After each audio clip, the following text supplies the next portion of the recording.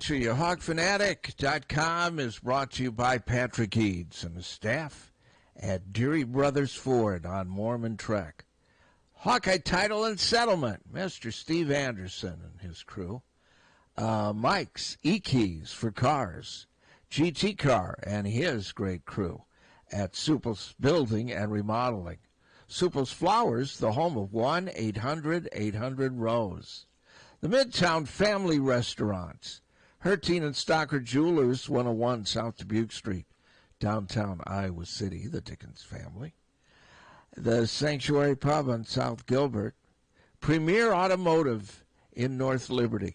The Oxyokin and the Humanas. Streets Maintenance. Also, Wild Rose Casino in Clinton. Dr. Lance Forbes Diamond Dental in Cedar Rapids.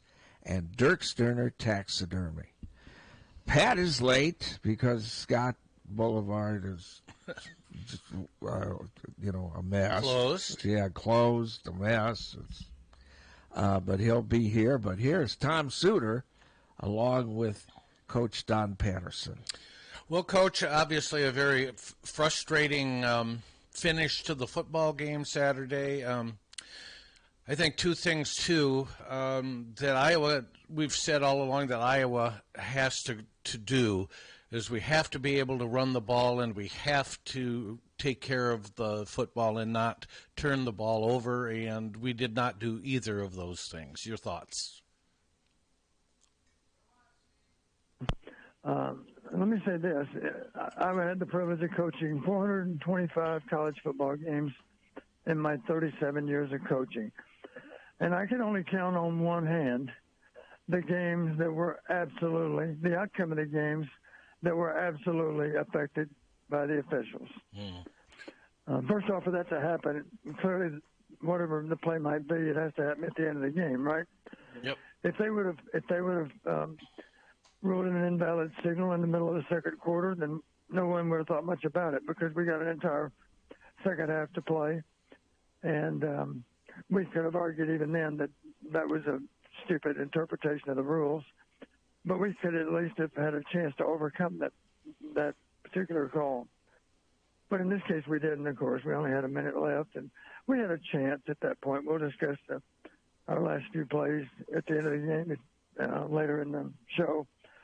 But I'm just disappointed that the officials affected the outcome of the game, and that's what happened. And, it really is a shame because especially I feel particularly bad for Cooper DeJean for one of the best football plays I think I've ever seen when his team needed it the very, very most. And to have the guy in the booth just take that away from him is criminal. Yeah, I did think back. In 425 games, of course, a lot of things happen. And I do recall through the years any number of punt returners, typically an inexperienced punt returner. Incidentally, they had an inexperienced punt returner back on their punts. And there's one of his punts we want to talk about, too. But here's the truth. Through the years, an inexperienced punt returner might signal fair catch and then realize I can't get to the ball. Not hard to imagine that might have happened on Saturday even with the punt into the wind.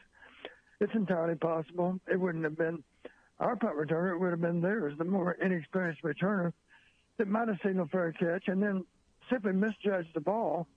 And then if the ball happened to bound to him, he might catch it and actually run with it. And at that point, of course, the officials blow the whistle immediately, and they say, no, you can't do that because you signaled for a fair catch. Right? I've seen that. I've seen that any number of times.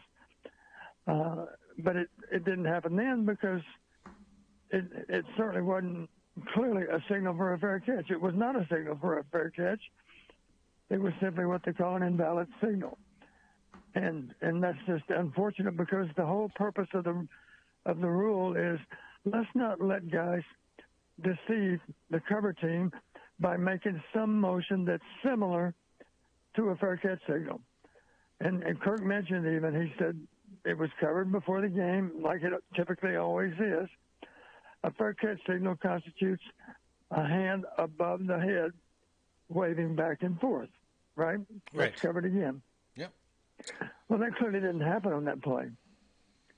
And in that regard, there should have been no whistle to blow the play dead, and for that matter, the return should have stood. So they really cited a technicality that virtually never comes into play. I was trying to think of whether or not I'd ever seen that called in a game, and I don't know that I have. I've certainly seen fair catch signals. Not hard to imagine on Saturday. Think back to a couple of kick returns for Minnesota. They misjudged the ball into the wind. Remember those? Mm-hmm. Yeah, yes. The ball hits the ground in front. It's a live ball, of course, and they scramble to get on it, and everything's okay. But it's not hard to imagine that a punt returner might misjudge a ball the same way. Well, the other thing, too, is, I mean, everybody on the field, including all of the officials, there were no flags thrown. Everybody was playing like, hey, this is a punt return, and Cooper DeJean took it to the end zone, and that's a touchdown. And somebody, either in the replay booth or in Philadelphia, ended up deciding the football game. And that's not right. I went so far as to say there were 70,000 people at the game. I don't think a single one of those 70,000 people came to that same conclusion as it happened in real time. Nope. No one said, oh, my God, I can't believe that Cooper signaled fair catch, because then that means you can't advance the ball. He didn't signal fair catch. He simply gave his teammates a getaway signal, as we call it. And, of course, you don't have to think very long back to the ball that bounced off of one of our blockers at Penn State. Yep. And he was simply trying to alert his teammates the ball's not going very far. The other thing that's frustrating, there is no way in hell that he could fair catch that ball. When the ball hit the ground, he must have been at least 15 yards away from it. He couldn't get to it if his life depended on it, on the fly. I mean, it bounced one time and it happened to stay in bounds. And logically, he fielded it and tried to make something out of it, and did. And we all know Cooper DeJean in that situation would never call for a fair catch, ever. Correct. Yeah. Well, Pat's joining us here after dodging all of the... I didn't dodge anything. I was caught in it.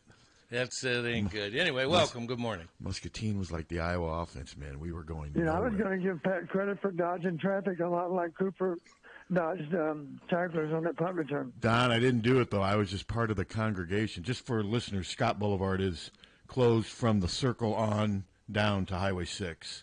It's closed there, so if you want to avoid that, because there was a lot of cars going from the Circle down Muscatine to First Avenue, because that's how far they detour you. Yeah. So it was kind of a mess. But no, I listened to you guys coming in, and it's funny. I mean, if you talk to Minnesota fans and Minnesota media, it was the right call. I mean, he was clearly waving his arm. I'm with Don, though. It's unfortunate that it decided this game, the timing of it. He did wave his arm, but he said he did it. I thought he was telling his teammates to stay away from the ball. He said afterwards he was doing it to keep his balance. Yeah. I did not expect that answer. I thought that was kind of an unusual answer. I think moving forward, they're just got to tell him don't leave it up to interpretation. Because, Don, don't you think the problem with that rule is it's interpreted differently by different officials at different times of games? Some don't pay any attention to it, whereas this guy used it to decide the game.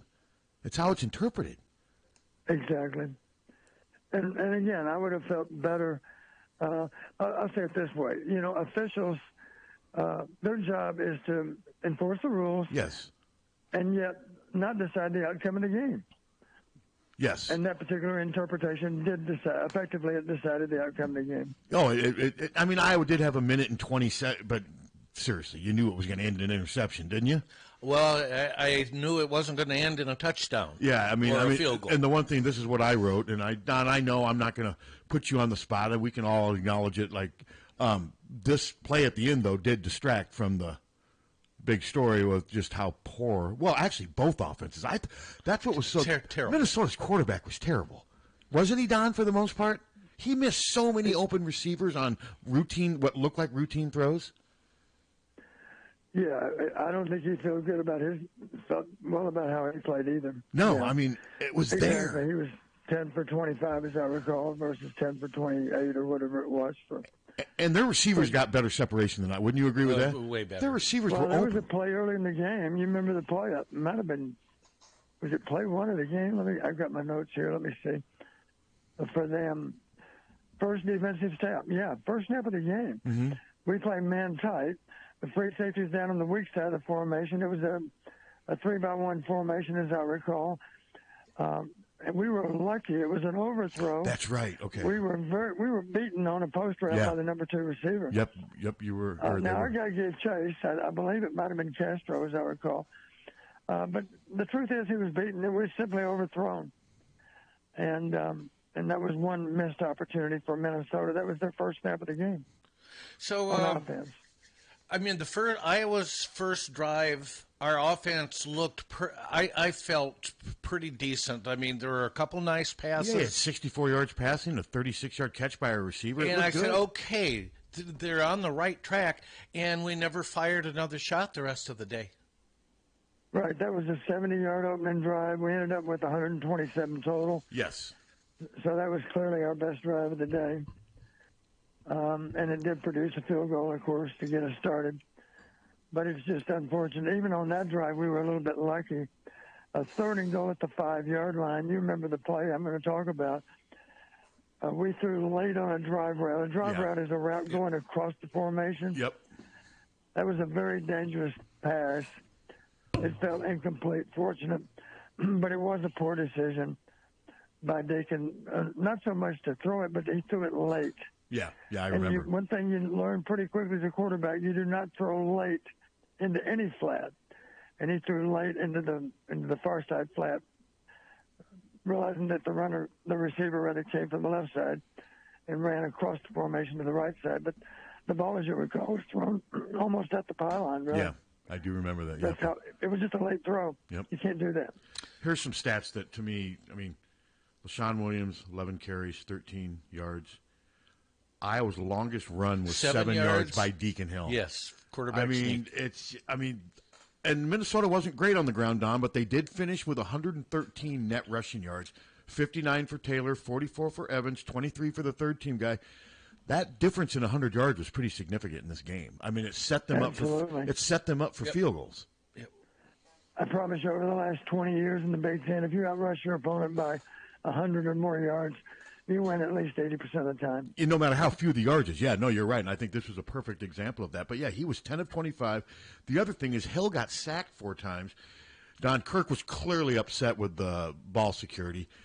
Did Deacon wait too long in the – what were those – it looked like those were coverage sacks in a way because the line gave him time. He's got to get out of there and do something, doesn't he?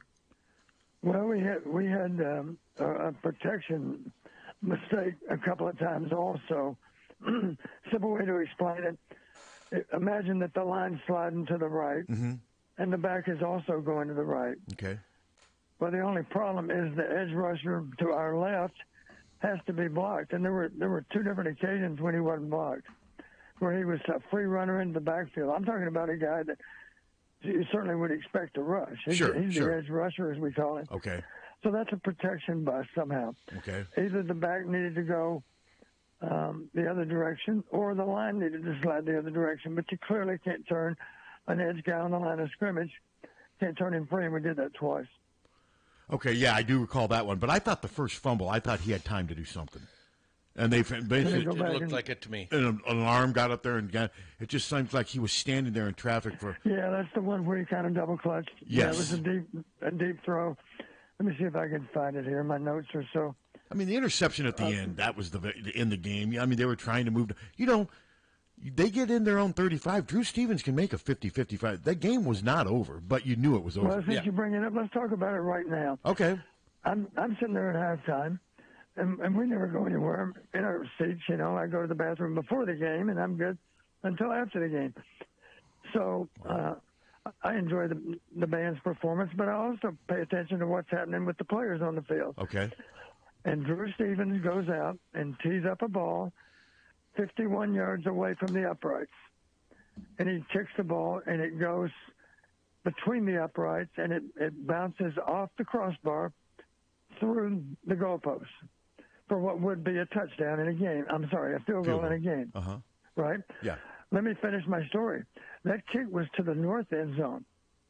Okay. That kick was into the wind. Into the wind. My point is, it wouldn't be hard for me to believe he would hit from 57 maybe at the end of the game. Oh, yeah. That's what I was thinking. I still think they had a chance.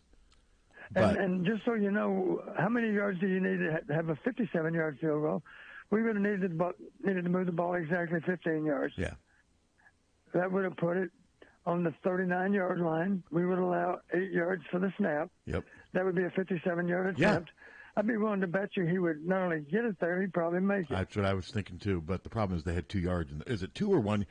They had either 2 or 1 yards in the second half. I mean, it went 1 first down. I thought 2. But it was just, I mean, and then Minnesota.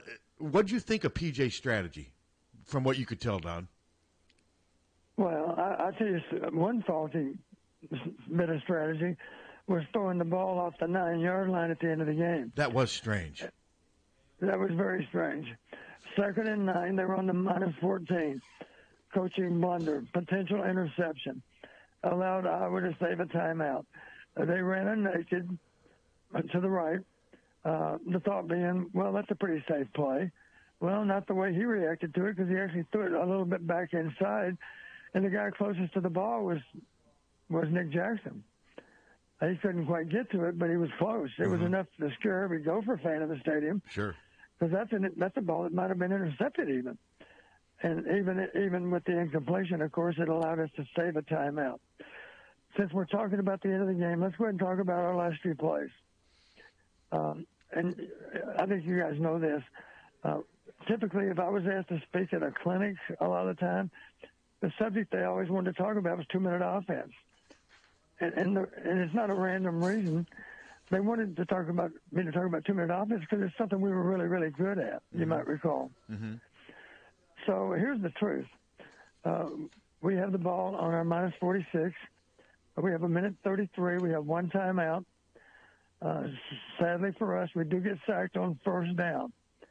I would have recommended that's the way our quarterbacks would have been coached. I would have told our quarterbacks, listen, if you get sacked on the first play at the end of the game of our 2-minute drive, burn the timeout. Burn the timeout for a good reason. Sure. It's going to take time to get those receivers back on side. Mm-hmm. And we just took -7. Now we got 2nd and 17. We need to regroup anyway, because we better come up with a couple of good calls, or maybe 3 even. You're right, because let's not forget, 3rd down is no longer a critical down. We got 4 downs. So here's my point. Even after we get sacked, we need 17 yards. We have 3 opportunities, 2nd, 3rd, and 4th down. We need to average 6 yards on 3 plays. Yep. That's not that hard to do. We can do that. Don't go into panic mode. 3rd down is not critical. 4th down is. Right? Everybody in the stadium knows we're going to go for it if we need to make a first down, because we're not in field goal range. So that was a mistake. And here's what else was a mistake. Should have used the timeout after the sack. I would have recommended that, because during a timeout we can discuss 2nd and 3rd down calls. And let's face it, the 2nd and 3rd down calls need to come from the quarterback, because we don't have time to get them in from the bench. Sure. Picking up 15 yards would have given us a 57-yard field goal attempt. On 3rd and 17, you remember the 2nd down play? We got pressure off the short side of the field, as I recall. We threw the ball hurriedly to the tight end. To Stringa, as I recall. Just Stringa, yep. Yeah. The ball fell incomplete, right? That all happened. Yes, and then the interception. And then on 3rd and 17, we threw the interception. Like you've already heard me say, possession matters more than anything. You have to hang on to the football. Let's face it, even if we just didn't throw the interception, even if we scrambled around and got sacked on the line of scrimmage, we at least have a Hail Mary opportunity on 4th down. Right? Yeah. So you got to hang on to the ball. You got to be able to use all 4 downs, because you may need all 4 downs. But here's the truth. If you go back and look at that 3rd and 17, the interception, we had a guy that was very, very open on the field of play. Matter of fact, he's one of our most elusive players. His name's LaShawn Williams. He was 5 or 6 yards downfield, back to the left side of the formation, and there wasn't a defender within, 8 or 10 yards of him. So my point is, we could have dumped the ball to the back. The back might have even made someone miss and gone for more than 10 yards. Sure. But I can promise you he would have at least gotten half of those 17 yards. If we could simply throw and catch, he would have caught the ball. He's got good hands, of course. Quarterback had enough time to be able to throw that. So the coaching point is, do not forget about dump receivers. You see it in the NFL all the time. They do a great job of keeping the pressure on the defense. Mm-hmm. And how do they do that? Because they don't throw the ball into coverage. If they have to dump the ball and they have some time to work with or some timeouts to work with, they dump the ball. 3rd down and 17, all you really need to do is at least get half those 17 yards. You need to do that. Mm-hmm. You need to turn it into 4th and no more than 4th and long. You don't want 4th and extra long. But even a gain of 10 right there looks huge, because now all of a sudden, if we want to take a shot in the end zone, we can do that. But the truth is, if we got 4th and 7, we can just run a play to gain 7 yards and move the chain, because we still have some time. Yeah. We didn't do a lot of 7-yard gains, though. I mean, the first after drive. the One first thing that Minnesota did so well in the second half. You remember those times they were converting on 3rd and long? Yes. A couple of those were throws to the backs. Yeah. Yeah. They were balls thrown short of the line of maybe not short of the line of scrimmage. One time there was a very good play on their part. Remember the play where they had 3rd and 10, I think it was, and their back slipped out and barely made a first down. And it was a good call on their part. They threw the ball behind the line of scrimmage, which meant that receivers could be blocking for the receiver that everyone knew was going to get the ball. Mm-hmm. It was number 1 who slipped down the sideline. Cooper had a chance to get him on the ground, but Cooper was being blocked. He couldn't quite make the play. The guy ran barely for a first down. They converted 3 times on their drive that set up the game-winning field goal. Yeah. That drive, incidentally, was a 60-yard drive, and it wouldn't have happened without the 3 conversions. I've got them marked here. Let me go back and look at them. 3rd and 10, that's the play I'm talking about. 3rd and 10 on the minus 43. Let's back up even more. 3rd and 6 on the minus 31. They ran what we call a whip route. It was a route designed for man coverage. So the receiver started inside and then redirected back outside. Remember that? Mm-hmm. Yeah, I've got it right in front of me. Jackson caught the ball with plenty of room to run. He probably caught it no more than 6 yards downfield, but he ran a total of 12. The play gained 12 yards on 3rd and 6. Mm-hmm. Nice conversion for them. Incidentally, they hadn't been converting all day on 3rd down. Remember that? Yeah. We did a great job of frustrating them. A little bit later in that same drive, 3rd and 10, minus 43. Zip route to Taylor, caught behind line of scrimmage, allows for a crack block. They correctly predicted we were going to be playing man coverage, and they guessed right. So that goes back to just our awareness. Let's be careful about being too predictable about any kind of call, because they guessed right. They expected man coverage. They got man coverage. And that's another conversion, and they gained about 11 yards on that play, as I recall. He barely tiptoed out of bounds on the sideline on their bench. I think there were 18 3-and-outs combined. Dallas was keeping. He was doing a stat tracker during the game, counting the number of 3-and-outs. It was rough. At last count, I think there were 18. Have you ever that many 3-and-outs, Don? That's amazing, isn't it? I mean, it's kind of depressing if you're an offensive fan of offense. Yeah, here's a play that worked for them in a major way, and again, it related to them guessing. Now they probably guessed a little bit wrong, but not entirely. Play action pass out of the gun, WNX cross.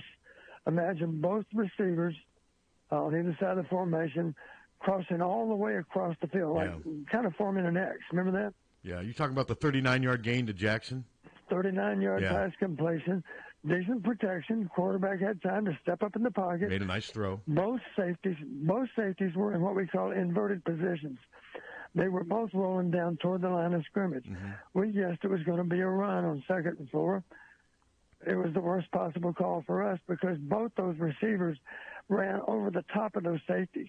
That's how low the safeties were. Mm-hmm. When those receivers started moving inside, our safeties were no more than 5 yards from the line of scrimmage. They thought it was going to be a run. They clearly guessed it was going to be a run. The corners gave chase. But they couldn't get there. It was simply they were outflanked. They were out leveraged across the field. One of the things that I used to always say, I don't care if they have great coverage. We used to have a play that was designed, great play. Matter of fact, I would talk to our coaches about installing it. We used to call it 75 X and Y cross out of a pro formation. We ran it against Arizona. They had an All-American corner years ago named Chris McAllister. The receiver was Damon Gibson. It was not only a big play for us, it was a touchdown for us. So here's Chris McAllister, an All-American corner that was one of the first 5 picks of the draft. He's beaten by Damon Gibson because what he didn't expect is Damon Gibson was not only going to run across the formation, he was going to do it on the line of scrimmage. In other words, corners don't expect that. They expect, if they're going to press on you, they expect vertical routes for starters, right? You got to defend the fade route. And maybe it's a slant route. Maybe a receiver steps outside and then runs a slant inside. But what they don't expect is for the receiver to run right down the line of scrimmage. And what interferes with them being able to make that play, the tight end, guess what the tight end's doing on the other side of the formation? He's running a drive route across the field. And what does that corner have to do? When the tight end's coming at him and looking for the ball, he can run through the tight end if he wants to, but it's not going to be flagged as a pick pass because the tight end's looking to the quarterback with his arms out. He's looking to catch a ball. So what does he have to do? He has to bobble over the top of that tight end, and at that point he's beaten. And that's exactly what McAllister did, and Damon beat him it wasn't that close. Damon beat him to the pylon. Game over. That's how we won the game. So that's just smart football because it's a design pick pass. It's a man beater. You've heard me talk about man beaters. And if there's one thing we have to do this next week, we have to come up with some good man beaters because we're going to see it again. You heard me say a week or two ago, guys, it's a matter of time before somebody commits entirely to defending our running game and dares us to throw. And that's precisely what Minnesota did. What I thought was interesting, the 28 passes that Deacon threw, targets, Nico Reganey 8, Deontay Vine 6, Seth Anderson 9, Ostrenga 2, Pascuzzi 1. I mean, obviously the situation at tight end has shifted the focus. Now they're throwing to the guys that they can't complete passes to.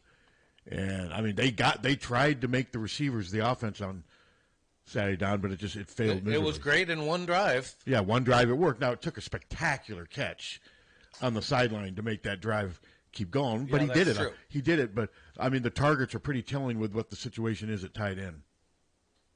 Yeah, that's true. I think as you were calling out those numbers, I was adding them up. It sounds like 23 balls maybe were thrown to wide receivers. 23, yes. 23. Yeah, 23 of the 28. Yeah. Yeah, and let's give Deacon credit on that long pass completion to number 0. Great pass. What made it go, of course, is Deacon was able to extend the play. Yeah. Deacon got out of the pocket. Minnesota wouldn't have been happy with their defense on that play because what you don't want to do is lose contain.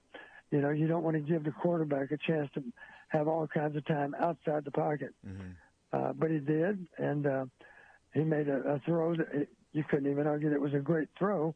It was more than that, a great catch. Yeah, it was a great catch. It really was. But at least Deacon gave our receiver a chance to make that play, and he did. Great play on the part of our receiver.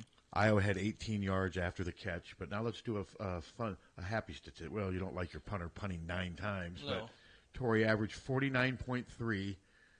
4 inside the 20, 5 traveled, the other 5 traveled further than 50 yards. I mean, he's just. And that one down at the 1-inch line. I mean, incredible. Don, this may have been his best performance, and it just seems like we keep saying that every week. He's just getting better and better. And I watch NFL guys punt; they got nothing on him. Yeah, I can't help but wonder. I'm wondering about this. You heard me say before, the only problem with the end-over-end kick is when you have to make that kick into a strong wind. Mm-hmm. Obviously, there's some considerable wind resistance because the ball's turning end over end. That's one argument for being able to spin the ball.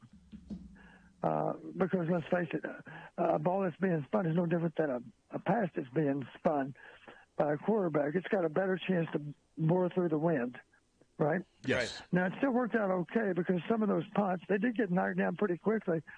Matter of fact, this game, Torrey benefited from quite a bit of yardage that was roll yardage on the ground. Yeah, he did. So I was wondering maybe into the wind if he wouldn't go with a traditional punt because I've seen him hit that punt. And to be honest with you, I think the NFL is going to want to know that he can hit those punts too, the traditional punt as well as the end-over-end punt. But for whatever reason, he punted end-over-end, I believe, every last nine times. Yeah, it's amazing how he can manipulate the roll of the ball. I mean, he does it so often to where it's not just luck. I mean, he is manipulating the roll of that ball. It's incredible. Okay, so Don, they got 2 weeks now. They got an extra week with this being the bye week. What do they do this week? What do you believe the emphasis will be this week? And I want to. A lot of people are asking me why they don't give Labus a chance. I'm not at practice every day. Kirk made it obvious after Saturday's game that Deacon is practicing better than Labus. At least that's what he's basically saying. I'm to the point though. But what would it hurt? How could it be any worse? Joey played a decent game against Kentucky. Yeah, he was serviceable. He was better than what Deacon Hill's That's did. right. So I don't want to put you on the spot, Don, but what do you think they work on, and do you think Labus will get a chance? Well, Joey, talking about Kentucky, I hate for people to say Joey won the Kentucky game for us. That's not really a fair thing to say. No. Let's remember 2 of our 3 touchdowns were defensive scores. Yes, no, he did game. not win. He just didn't lose it. Yeah, he Correct. didn't win it. Yeah, he did a good job of not getting us beat. And sometimes let's face it, quarterbacks are in position to get you beat. Oh, without question. Because you're touching the ball on every play. Matter of fact, if you want to be really honest about the game or how it unfolded, there were any number of passes that were very much at risk. There were balls that were thrown that were absolutely poor decisions on the part of Deacon. Yeah. Now, that's not a shocker because he doesn't have that much game experience. But I just want to be sure that if you go back and look at the game, there were no less than I for sure would have had him for 3 or 4 poor decisions. Mm-hmm. And poor decisions are decisions that can get you beat. And typically it was a ball that was thrown into traffic. Maybe they didn't end up with it, but they had a chance to get it. Yeah. And you can think of several of those. Oh, I know. On your own. Where they were deflected, and oh, God, is anyone going to catch that? Okay, so this week, I mean, do you just refine? I mean, obviously they're not going to have time. I mean, I think there's a hope that they're going to put in all these new play, and that's not going to happen. I mean, what do you think they emphasize this week? Things that come to mind for me, for Deacon, one of Deacon's problems right now, he tends to stare down receivers too much. Mm-hmm. So eye control is a problem. And, you can't really work on it on a normal game week, but at least we got the extra week. So it's something we could concentrate on this week, being able to look off defenders. Simple example, of course, if you're going to throw the ball down the field, let's imagine it's man-free coverage again. You heard me say this from the previous week, mm-hmm. or maybe 2 weeks earlier. Remember the first play of the game? What game was it? Was it Purdue? I believe he threw the ball maybe 70 yards downfield, a long way. But the only negative on the play, he looked left the whole time, and he threw left. And that free safety was the guy that had the best chance for the ball. Mm-hmm. Luckily, we overthrew him also. Remember that play? Yeah, I do remember. Overthrew him by a lot. Yeah. Yeah. Yeah, it went over everyone's head. It went over our receiver's head. It went over the corner's head. But the deeper guy that had the best chance to intercept was the free safety.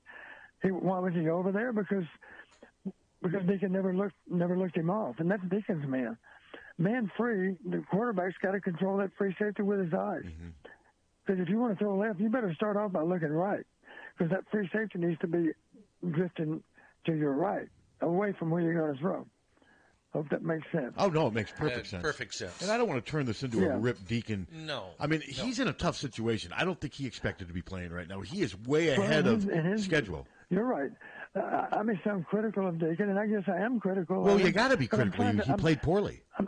I'm trying to be constructively critical. And you're doing good at it. I mean, you're being fine. I mean, Donnie performed poorly. I mean, he's a big kid. He can take it. He even said it. But he must be the best they've got. I don't buy this narrative that Kirk is not playing Labus, even though he's better. Deacon must do better in practice. That's why he's playing, right? Well, obviously, I don't know how often Deacon makes a poor decision in practice. The only caution I would give to the coaching staff is try to make practice more game-like if you can. Sure. Don't give him. I'll give you an example. We used to script up practice sometimes. We'd script up plays against the toughest possible look because we wanted to be sure, okay, here's what they might do. We don't want this play to run against this particular look, but we better practice it just so our quarterback understands, listen, if we get this particular look, you better think twice about throwing to that primary receiver because this is a defense that's ideal to defend this particular play. That may sound crazy, but you're trying to prepare quarterbacks for the toughest spots. Mm-hmm. No, that makes sense. I'll give you a prime example. Years and years ago, Chuck Hartley was our quarterback, and somehow I was able to, and then as you know, Chuck finished with Bill Snyder as his coach, and then Bill left for K-State, and Chuck was, I believe he must have been in the spring. He was at a spring practice, I think. Maybe it was somehow a camp practice in August, but somehow I ended up talking to Chuck Hartley about scripting for practice, and I'm pretty sure it was spring, because what we used to do in the old days, back in the 80s, we would script for practice and maybe imagine 8 plays in a set. Imagine the first four plays are one particular coverage, and then the last 4 plays of the set are another 4 plays against a different coverage. And my point is, and that was the way we did it, and I'm not being critical of Bill Snyder. Bill Snyder's a great football coach. He's a Hall of Fame football coach. But when I had the chance when Bill was gone, I actually asked Chuck. I said, Chuck, I got a question for you. Since you just finished up your career, and as I recall, he was maybe a 2-time All-Big Ten quarterback, so he had pretty good success as a quarterback. And I said, I got one question for you. Would it have been helpful in practice if we would have changed the coverage every play from one snap to the next? And he said, yes, it would be, Coach, because he said, I'll admit, you get kind of lazy mentally, and you know the first play of the set was cover 2, so you're pretty sure, based on how you know practice goes, you're pretty sure the next 3 plays are going to be cover 2 also. Well, you know, that was all I needed to hear, because my thoughts were, we need to make practice more game-like. We need to change the defense every play. And that's a little bit hard. That's a burden for the scout team, but you got to just rely on those scout team guys to pay attention, and the GAs that are running the scout team, they got to be able to orchestrate that thing well enough to know we're getting a great performance out of the scout team because we're making it kind of game-like. We're changing the defense every play. Yeah. Well, that's what happens in a game. The defense has changed one play the next, so you're simply making the practice more game-like. That's a good idea if you can get that done. So hopefully practice can be a little more game-like. At the very least, you tell the defense, okay, I want you guys to fly around to the ball. And, you know, you don't want to get anybody injured in practice, but scout team, make it as hard on our offense as we can. If you can contest the throw, if you have a chance to intercept the pass, don't pull away from the play. Try to make the play, because you're trying to send a message to the quarterback. That's a dangerous throw. Just last Wednesday, I was at practice and I saw a ball. I was standing with Greg Morris, and actually the scout team defensive back, he actually reacted thinking, he ran right by me. He was 3 yards away from me. It was a goal line situation. The ball was thrown a little bit late toward the pylon, and he's sitting there thinking, I believe I could have gotten that in the game. Well, you know, obviously that's a poor decision by our quarterback. If the scout team guy thinks he might have been able to intercept the pass. So we just need to make the practices more game-like. And I'm not saying exactly game-like. I don't want anybody to get hurt. But at least DBs support hard to the ball. You know, don't light up your teammate.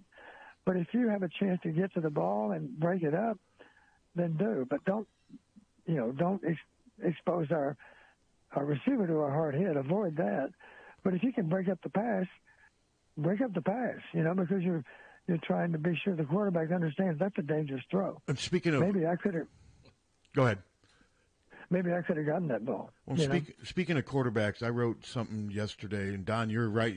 You'll know this. I mean, from 83 to 91, Iowa had 3 quarterbacks make first-team All-Big Ten 7 times.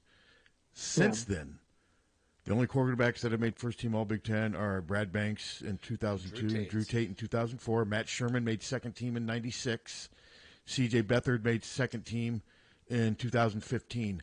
How do you explain that, Don? That's nearly 30 years now, and it's not just I'm not just picking on Kirk. Even in the second half of Hayden, he didn't produce the All-Big as much as he did the first. What do you attribute that to? Or is there a simple explanation? Well, Matt Sherman, you mentioned Matt was not first team. He made second team. And yet Matt Rogers was first team twice. Yes. And Chuck Harty was first team twice. As I recall. Yeah, 87, 88, Rogers, 90, 91. Yeah, not to mention Chuck Long, first team. 3 times. Yeah. So that's the 7. I think I can honestly say this. I think Matt Sherman was an outstanding quarterback. I think, honestly, maybe the difference between being first-team All-Conference and second-team All-Conference is maybe not having quite as good a supporting cast. I think Matt Sherman played with a group of offensive players that were still good, obviously, but maybe not quite as good as what Matt Rogers had. Really? Okay, because he did have Cedric Shaw, Tim DeWitt, and Tavian Banks. Yeah, he had good ones too, but let's not forget the big guys up front count also. Oh, yeah. Yeah, for sure. So I think maybe it's kind of, how do you quantify it? It's impossible. Okay, but even if you do make quantify Sherman first team All Big Ten, that's still almost 30 years. I think it's fair to say, and I don't want to put you on the spot, but they don't seem to be developing quarterbacks like they used to, or it seems like the game has changed maybe a little bit. I talked to some people yesterday, and they used the word antiquated, and they think that limits quarterback growth. Like I said, I don't want to put you on the spot. I mean, what's your thoughts on that? Well, you've heard me. You've even asked me, Pat, Coach, give me some ideas. How can we make the offense better? Mm-hmm. And one of the things I've said more consistently maybe than any other single thing is just take steps to expand the offense a little bit, to develop maybe a few more plays that can give us an edge, to make us a little more difficult to defend simply because people don't have quite such a good idea about what's coming. Okay, no, that makes sense. Yeah. That's a simple answer, and that's something that can be done.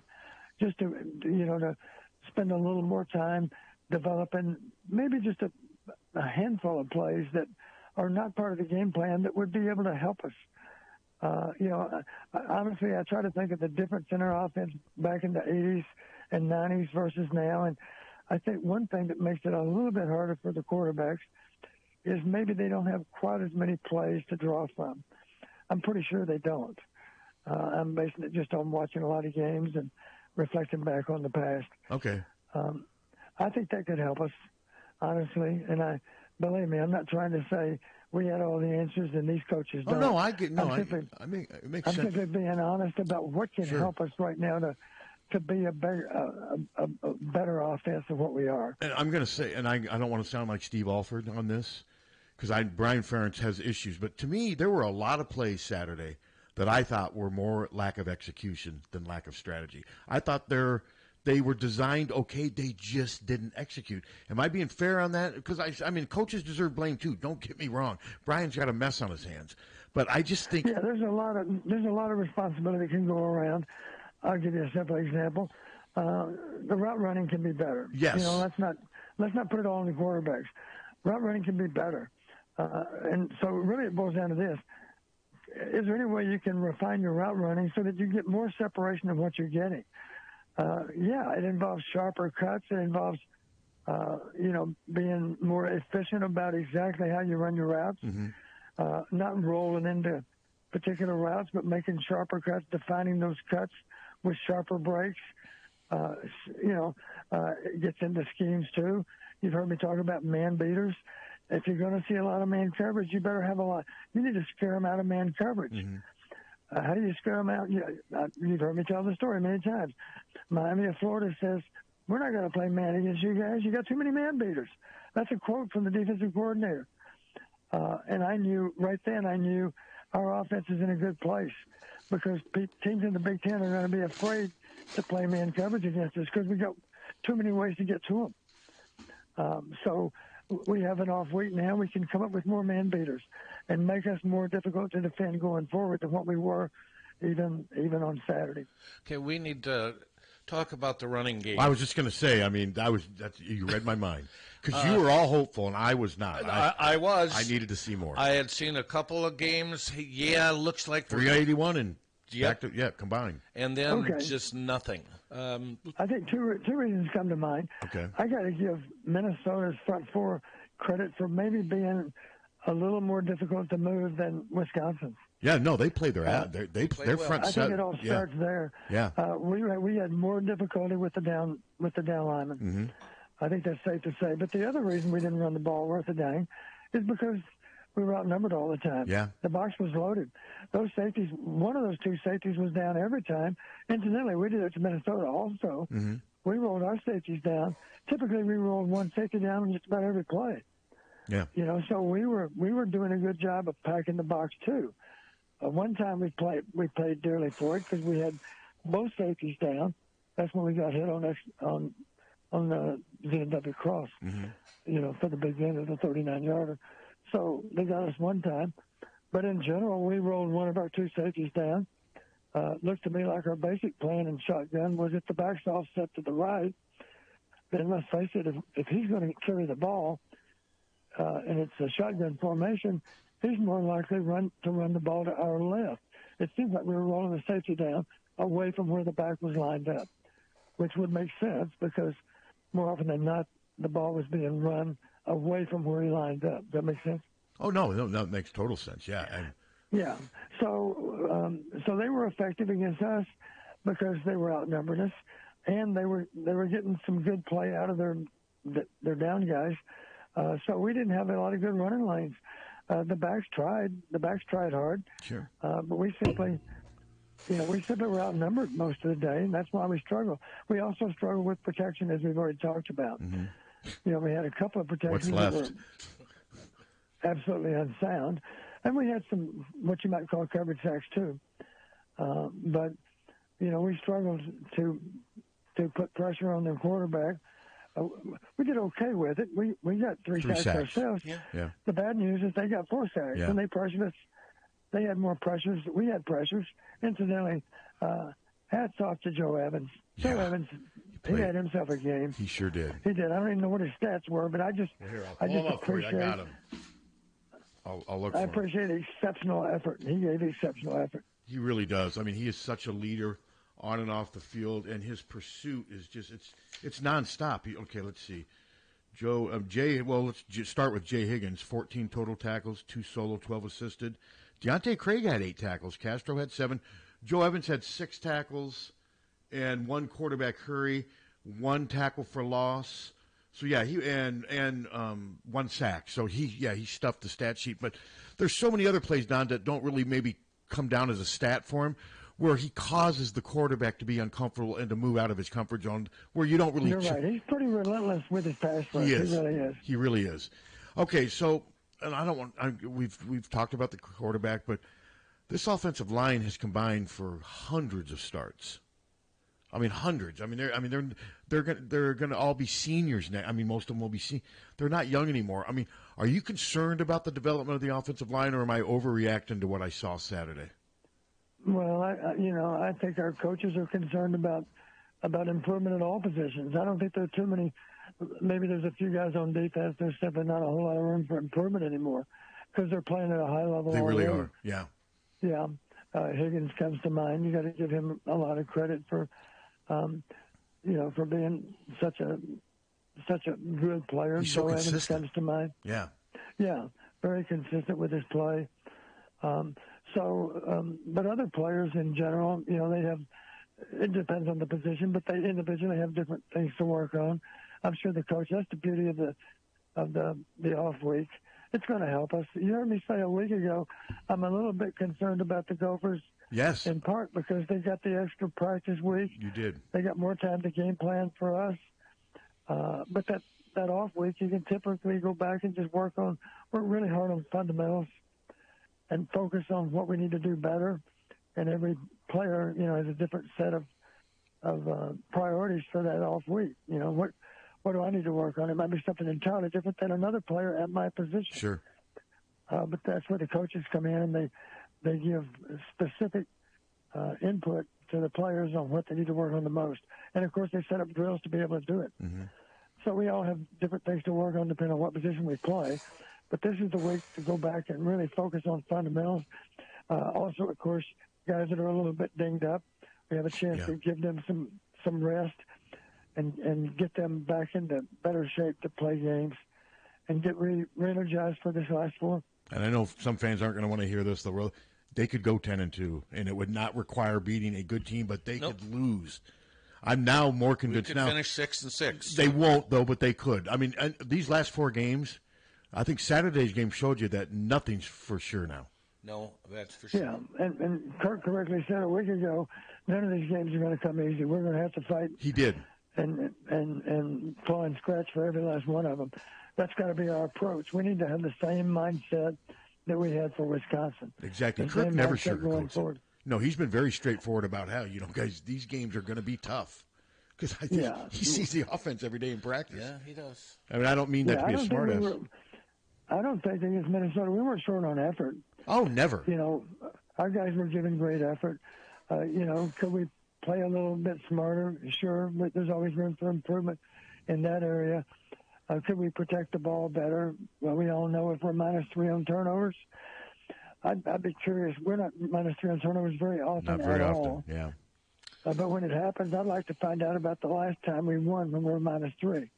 Truthfully, the best teams in our league have a hard time winning if they're -3. Michigan, Ohio State, Penn State.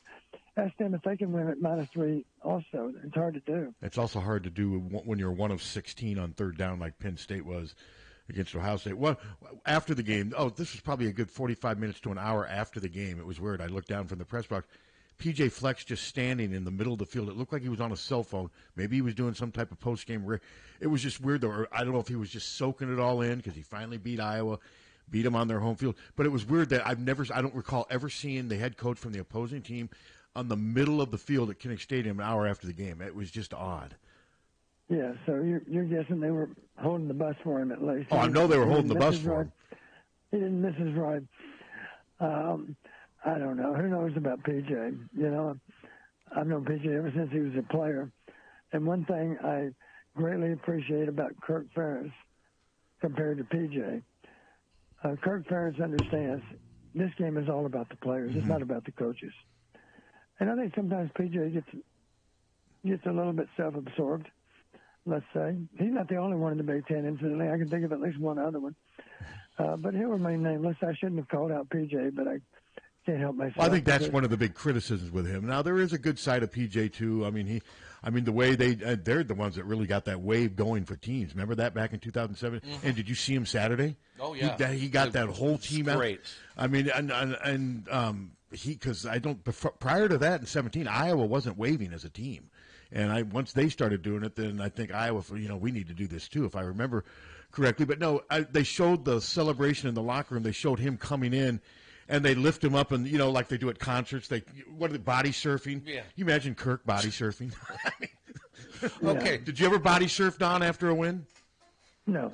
Okay, Tom, what do you got? I just wanted to ask you. Okay, so Minnesota loads up the box and completely stops us from running all day long. But other teams run against loaded boxes. So I see it all the time. And that's the question. So what are we doing wrong? Because Northwestern's going to load the box up against us. So what are we going to do? And Don, teams loaded the box against Barry Alvarez's Wisconsin teams all the time, and they still ran.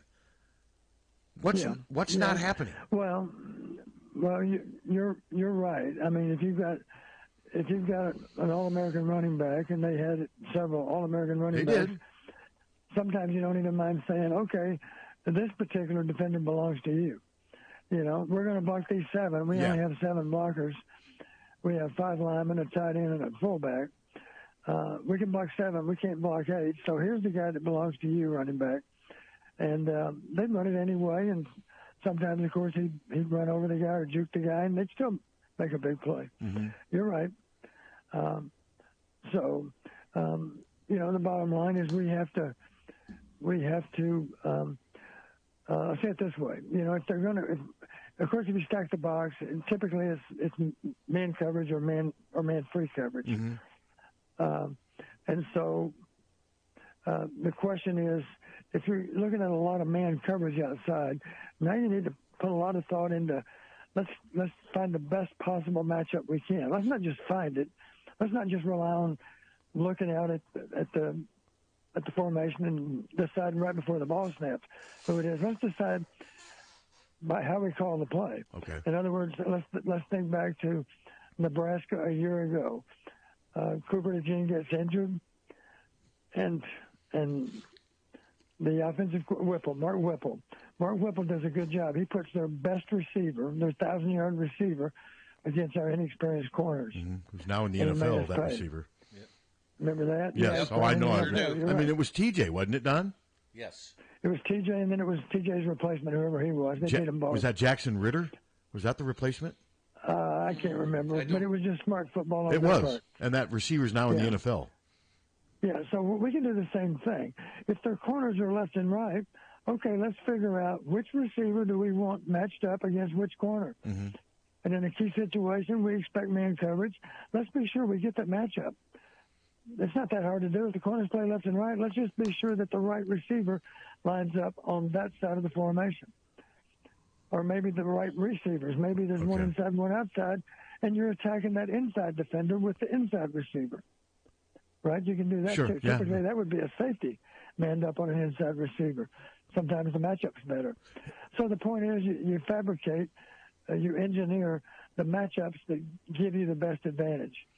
And those are the ones that are more likely to pay off for you. It doesn't guarantee you're going to hit a big play, but it gives you your best shot. Do you guys remember the play where LaShawn Williams got the ball off left tackle? A big hole started to open up as he was running toward the Minnesota sideline. Then all of a sudden, that Minnesota linebacker came up and made a great individual. Yes. Had he not made that tackle, LaShawn was gone. Do you remember that play, Don? It was early in the first half. I do. That's Yes, just I great do. individual play, right? That was a play where the linebacker just made a great play because the play call worked. And let's face it, even then, I'm assuming that was one of those 5-yard gains we gained. He did gain about 4 or 5 on that play, yeah. But it Because could no running back gained more than 5, right? That was our long gain for the day, aside from the quarterback sneak. Incidentally, don't anybody tell you, well, my gosh, why wouldn't we just stuck for 7 yards. Why wouldn't we go for a quarterback sneak on 3rd and 1 out at midfield? That one I didn't understand.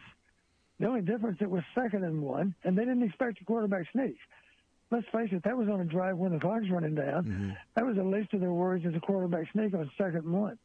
That's why it went for 7 yards, because they didn't expect it. Yeah, no, you're right. But I promise you this, on 3rd and 1, they're ready for a quarterback sneak. Mm-hmm.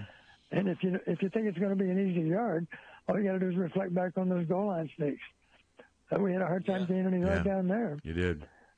And I promise you, 3rd and 1 or 4th and 1 out in the field, if you go underneath the center, they're prepared for a sneak. And you might gain that yard, but you might not. And like you've heard me say before, I support Kirk on those calls. I would have punted the ball away, too. Oh, I would have, too. I had no problem want- with that. I had no problem with it. Fans always want you to go for it, but like you've heard me say, even if you convert on 3rd and 1, what makes you think you can follow that up with another first down? Yeah, I had no problem with that call. We struggle to make first downs. You might have to punt 4 downs later anyway. And in the meantime, you jeopardize losing the ball at midfield. Let's give Cooper a chance to down the ball on the 1 yard line. Incidentally, after we downed it on the 1, that's when we got the short field. Yep.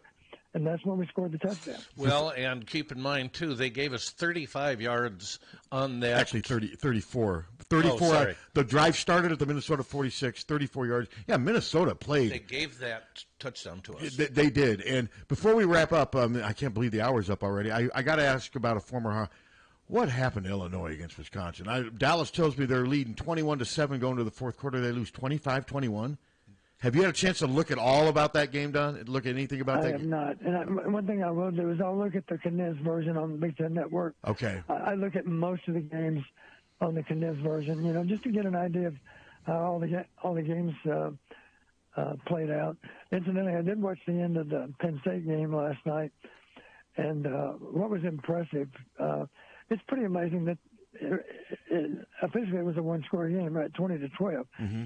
The reality, of course, is they would have had to recover an onside kick to even have a chance to make it a tie game. But what was amazing when I saw the stats, 1 for 16, is that right? 1 for 16 down? on third downs, Penn State was. And I believe 43% completion. Yeah. I did say, and I think this is a true statement, this is probably the best defense that Ohio State's had in 10 years. Yeah, they're good. And that doesn't guarantee they'll beat Michigan, but it certainly gives them a good chance. Because they're playing better complementary football than they played a year ago. Well, okay, my last question. I'm sorry, my last question. The Michigan situation with the alleged stealing of signs. What are your thoughts on that as a former college coach?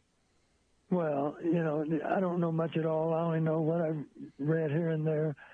But I couldn't help. I kind of chuckled when I read this. You're probably aware the culprit maybe is a guy that's a retired military. You hear that? I have not. I haven't read that closely, but no, I have not heard. Supposedly a retired Marine is involved. Okay. That also is working for them as an analyst. My gosh, that sounds a little bit like Coach P doing analytics for Iowa. But I want to assure our fans, I'm not a salaried employee of the athletic department and don't need to be. I just want to help out as best I can with analytics. And the part that really disturbed me, it sounded like what happened is that people, this is the accusation, and I have to stress this. What do I know? I only know what it's just an allegation. Yeah, an accusation. Yep. It's an allegation, nothing more. There may not be 1 ounce of truth to it, but I did read somewhere some kind of compelling story about people that were working on behalf of Michigan going out into stadiums that future opponents were in playing. That's the charge. And my guess is what they were doing. And the obvious question is, well, how much good can they be? Well, what they could do, this comes to mind for me, and maybe this means I'm a devious mind, but I don't think so. I'm just kind of a logical thinker. What they could do that would have value, they could video the signal guy every play of a game and then go back and marry up those signals with what actually happened off of the TV copy even of the game. They wouldn't even need a game copy. Mm-hmm. But, of course, let's face it, Michigan has a game copy of every play, 2 angles, both an end zone and a side angle of every play in the game. It wouldn't be hard at all to marry up those signals that you videotaped in a game and put them with those plays that were run. Interesting. Yeah. So, and that is absolutely an extreme violation of the rules of all rules relating to ethics. Somebody should be severely punished for doing that. If Michigan did that, they deserve to be punished with suspensions and no chance to play anybody ever in a bowl game, at least for in the near term. I don't know how long. Yeah, no, it'll be punishment should be, but it should certainly be a severe punishment. Yeah, it'll be interesting to see how this plays out. Sure will. So, well, Don, great stuff as usual.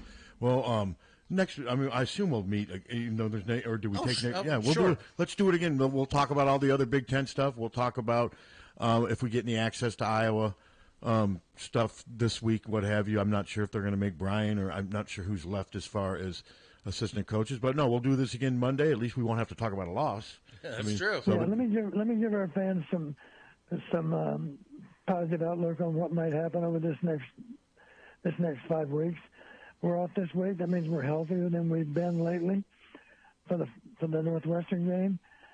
We then have 4 games that we are capable of losing, of course, because competition in the Big Ten is tough week after week. I don't care who you're playing, you're going to be challenged on game day. But we also have a chance to win all 4 of these games. Absolutely have a chance to do it.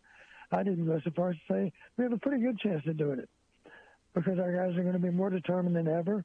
We're going to have a chance to get healthier than we've been lately, because you do get worn down over the course of a season.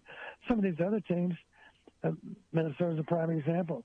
Minnesota got recharged a week ago, and that helped them against us. So we have a chance to recharge now. We have a chance to win out. I would suggest to you, there's a chance somebody else can represent regardless of what we do.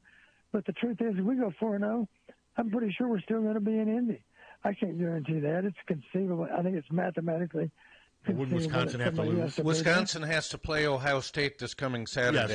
And Minnesota has to play Ohio State also. And Iowa would have the tiebreaker over Wisconsin. Yeah. So let's face it, if we can win out. Now there are other teams that only have 2 losses also. I believe Nebraska's only got 2. I think Nebraska's 4-3 right now. So there's a lot of football left. There's no reason to give up on this team, but I do feel for the fans because the offense is tough to watch. It is what it is, but now they got a week to see if they can kind of fix things, and hopefully they will. But here's a reason for optimism. If we can find a way to win these last 4 games, and we can certainly find a way to do that. Mm-hmm. Will it be easy? Hell no, it won't be easy. It's never easy. But if we can do that, I'd be willing to bet you that we're going to be representing the West. Okay. Well, hopefully that'll be the case. Great stuff as usual, Donnie, and we'll talk to you next Monday. Yep, take care, guys. Thanks, Coach. And we'll take a quick break, and we will be right back. 1-800-800-ROSE. 1-800-800-ROSE. Your FTD florist is the only number you need to know to send flowers anywhere in the country or Canada from anywhere in the country. 1-800 1-800-800-ROSE. It's so easy. Just remember one number, 1-800-800-ROSE, your FTD florist. 1-800-800-ROSE. Remember, For a gift that your loved one will treasure for a lifetime, find it at our family-owned jewelry store in Iowa City, Harty and Stocker Jewelers. We can show you diamond engagement rings, colored stones, fashion jewelry, and watches. Our jewelers are on site so we can design jewelry for that special person in your life. We are Harty and Stocker, serving Iowa City and the surrounding area for 3 generations. Harty and Stocker Jewelers, downtown Iowa City, and HartyandStockerJewelers.com. Ask for Willa, Terry, Tim, or Kate. One of us is always there. over the years, car keys have gotten extremely complex. Mike's Lock and E-Keys for Cars can generate the most technically advanced automotive keys on the market today. Mike's Lock and E-Keys for Cars can produce most conventional transponder, sidewinder, and remote-headed keys. If you've lost the keys to your car or simply need a duplicate, call 330-9185. Mike's Lock and E-Keys for Cars has the technology to keep you on the road. Call 330-9185 and schedule an appointment today. We're throwing up the winnings at Wild Rose Casino and Hotel, and this month is no exception. Earn entries all month long for the $12,500 Cauldron of Cash drawing on Saturday, October 28th. $500 cash hourly winners beginning at noon, and one lucky winner walks away with $7,500 cash at 10 p.m. See Club Wild for details. Wild Rose Casino and Hotel, Clinton. You'd rather be here. Must be 21 or older. If you or someone you know needs gambling treatment, call 1-800-BETS-OFF. Hi, this is Jill Sterner with Sterner Taxidermy in Lone Tree. It's hunting season again, and I'm inviting all of you hunters to follow us on our Facebook page. You can view Dirk's award-winning artistry, his workmanship that he completes with each individual piece. We can be reached at 319-330-1774. Again, 319-330-1774. Are you tired of living in a home that doesn't quite meet your needs? Then it's time to call the experts at Streets Maintenance. Their team of skilled professionals specializes in renovations and remodeling, transforming your home into the space you've always dreamed of. From kitchen bath remodels to complete home renovations, no job is too big or too small. Streets Maintenance will work with you every step of the way to ensure your vision becomes a reality. So don't wait any longer. Call Streets Maintenance to schedule your consultation at 400-4483. Let's start building your dream home today. Once upon a time in the land of the Hawkeyes, a business grew. A business that would become synonymous with real estate. Hi, I'm Steve Anderson of Hawkeye Title and Settlement. When you're buying or selling your home, you'll need title and settlement services. Consider the Hawkeye Title and Settlement team. Give us a call at 351-8600. Hawkeye Title and Settlement, the team you love, the people you trust. Don't let just anyone take care of your smile. At Diamond Dental, you can expect compassion, expertise, and a personalized care plan to protect your teeth for life. With more than 30 years of combined experience, Dr. Forbes and his staff are prepared to tackle even your toughest dental problems, leaving your smile healthy and sparkling. Diamond Dental offers a full range of general and cosmetic dentistry, as well as dental treatment options for snoring and sleep apnea. It's never too early to start thinking about what's best for your smile. Schedule an appointment today by calling 319-390-3703 or visiting the office at 5815 Consul Street Northeast, Suite D1 in Cedar Rapids. You can also visit DiamondDentalPC.com for more information. Dr. Forbes is a proud sponsor of the Hawkeye Wrestling Club and the Inner Circle. Let the Diamond Dental team provide superior care for your entire family. The Sanctuary Pub in downtown Iowa City has been a fixture since 1972 and still features a classic menu such as the classic shepherd's pie, handcrafted pizzas, and craft beers and cocktails. The Sanctuary Pub is known for its warm and cozy atmosphere. That's the perfect place to spend time with family and friends while enjoying live music. Support great local food with socially distanced dine-in, carry-out, and delivery through Chomp Delivery. The Sanctuary Pub is located at 405 South Gilbert Street. Full menu options are online at sanctuarypub.com. Come experience the Sanctuary Pub. You won't ever want to leave. car won't go into gear? Call Premier. Premier Automotive in North Liberty offers full-service mechanical auto repair, in addition to being Eastern Iowa's most trusted name in auto body repair.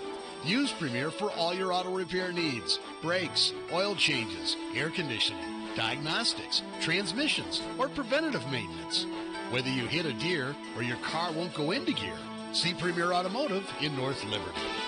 When you go to a family restaurant, you want three things. One, a wide selection of breakfast, lunch, and dinner items. Two, you want those selections to be affordable and delicious. And three, you want to be treated like family. You get all three at the Midtown Family Restaurant. Breakfast items available anytime the doors are open. Legendary tenderloins, onion rings, and hot roast beef sandwiches. And special ribeye and shrimp nights. Daily specials at each location. And no matter if you're coming in solo or with a group of 20, you get the same special family treatment. The Midtown Family Restaurants at Court and Scott Streets and at the Walmart Plaza on Highway 1 West. Follow them on Facebook or at MidtownFamily.com. The family's waiting for you. GT Carr, owner of Supple's Building and Remodeling, has been offering unmatched service and quality for over 25 years. The trained professionals at Supple's Building and Remodeling will install and guarantee the products used in any job, no matter how big or small. They also stand behind their work and offer no-nonsense, exceptional customer service from design to completion and beyond. Whether it's a simple window replacement or a major house addition, you'll have the confidence that Supple's Building and Remodeling is committed to quality. Visit Supples.net or call them today at 319-337-2246. If you're looking for a new or used car, truck, or SUV, you should know Deary Ford is here for you. To give you the best selection and pricing on new Fords, Deary Ford is here for you. To work with long-term experienced sales and service reps, Deary Ford is here for you. To give you the highest trade values, Deary Ford is here for you. To provide pickup and delivery and mobile service for our customers, Deary Ford is here for you. Hurry in or shop online at DearyFord.com. Football fans, this is Bill Leixenring of the Oxyoke Inn. We are on your way to or from the game. We're ready to serve you with the same quality food and customer service you've come to trust for over 80 years. The Oxyoke Inn is serving our famous Sunday brunch buffet with lunch, dinner, banquets, and carry-out daily. From our Oxyoke family to yours, we can't wait to see you again soon in the heart of Amana. The Oxyoke Inn. HawkFanatic.com is back. You're back. If we could only throw and catch. There you go. That's what I took out of that. Yeah. And run. Throw, catch, and run. And block. Yeah, the running game was a huge disappointment. Oh, man. And I was wrong. I really thought we had turned a corner. See, I needed to see more. Yeah, I know. And I know the box thing is big, but like I've said before, teams get the boxes loaded on them all the time, and they still run. And Iowa's supposed to be this big, power, methodical running team with a huge heart and a chip, and they're just going to push you back. But no, they're not. And if they got so many people in the box, then call something outside of the box. Because somebody's got to be open if they got so many Put people four in the wideouts outside, leave a running back in there, then the box isn't loaded, and see if you can run. I mean, but, yeah, it's so frustrating. Hello. Hello. Now, I heard some people say, well, a bunch of the Minnesota players thought that he was saying waving a fair catch, so they stopped running. I didn't see that. No, I didn't see that. They didn't stop. No, they didn't stop running. I mean, I can see Minnesota fans saying that because they're going to defend their narrative. But sure. No, I did not see that. No. And did you listen to Todd's show? Well, we're kind of on the air. Yeah, and I'm not up at 6:30 in the morning. Well, he was talking about that this was a gift for Ferentz because everybody's talking about the bad call instead of the inept.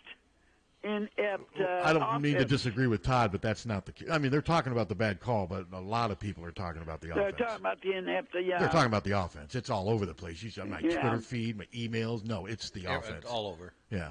What the heck do you think we can do? At this point, I don't know if there is anything they can do. Just be happy that you're not any worse overall than the four teams you're playing, and be happy that the West sucks. And you got a chance. I mean, we do have a chance to win all four games. The West is terrible. But we have to play so much better. You imagine not being affiliated with either one of those teams and watching that game on TV Saturday? Oh, it'd be like pulling No. teeth. Yeah. No, you can't. Yeah. I did, I sat there the whole time saying, "Can't we do something?" No. No. No, we couldn't. I just kept thinking, "Please do something." And then at the end, everybody's hugging everybody, and then we had to unhug. Yeah. So, Yeah. okay, well, let's hope for something. Well, hey, at least we're not the Astros. The Astros can't win at home anymore. They lost again at home. I saw that. They got killed at home. Karn, when I get up at 3 in the morning and get here at 5 o'clock in the morning, and then if people don't listen to the show with the debt that I have, and I'm old, and I really need your support. Hey, I go back and forth. I'm What a if? scanner. You're a sports I'll fan. grab what I can grab. That's okay. You're a sports fan. We get it. Thanks. Well, you guys have a good day. Thanks, Bye. Karen. Bye. You worry about the mental state of the team. You hope they can pick themselves back up. And they will. I mean, but yeah, you worry about it, but like I said though, I'm not going